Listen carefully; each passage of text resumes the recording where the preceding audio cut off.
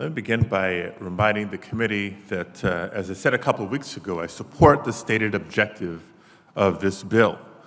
Quality, local, and regional journalism is a vital public good, and I'm eager to support the news community during these difficult financial times. But I continue to have concerns about the bill and want to reiterate them for today's consideration.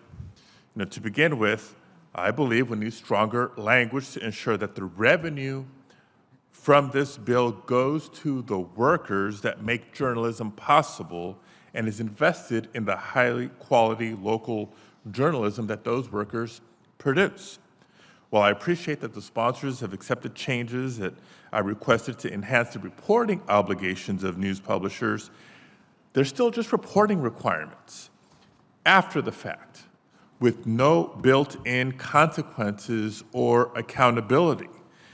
And I don't think public shaming will ensure unscrupulous owners support their workers.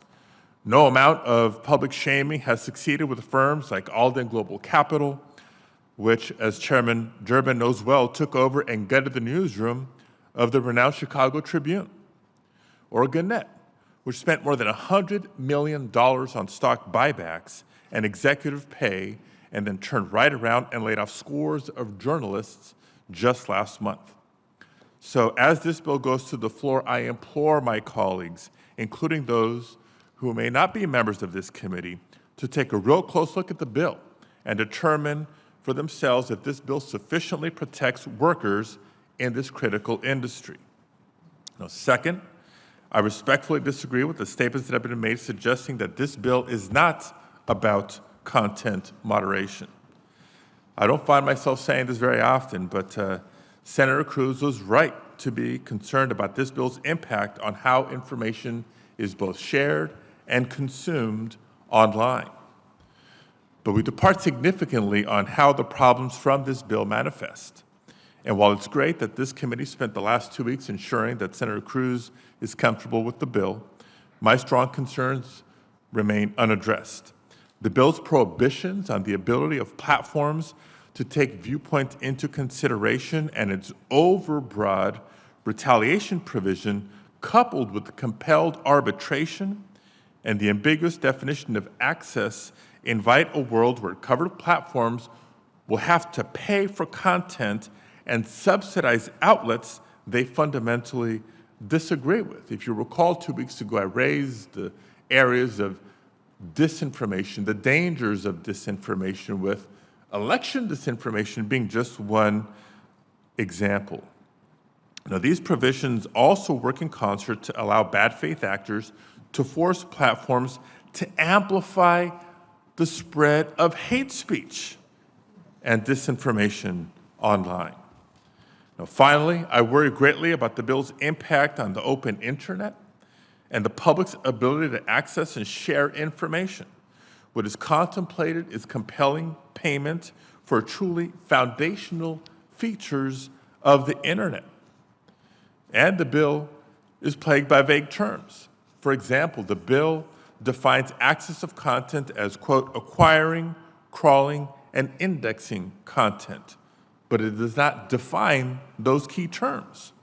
Does acquire refer to an intentional action taken by a platform, or would it include every instance of a video or a piece of content that is uploaded by a user onto a platform? In other words, is a platform like YouTube, for example, acquiring content when a user uploads a video to its service?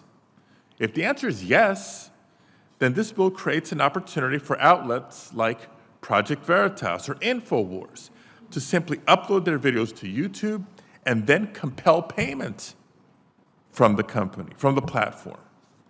Confusion over the interpretation of these highly technical terms can be extremely consequential. And in general, this bill raises a number of policy and technical questions that demand more care and more consideration by this body. Mr. Chair, I again filed several amendments that seek to address the concerns I've highlighted. It's probably unsurprising that I think this bill still needs a lot of work. So as currently drafted, I would not be able to support the bill on the floor, but I'm well aware of the dynamics around these issues on this committee.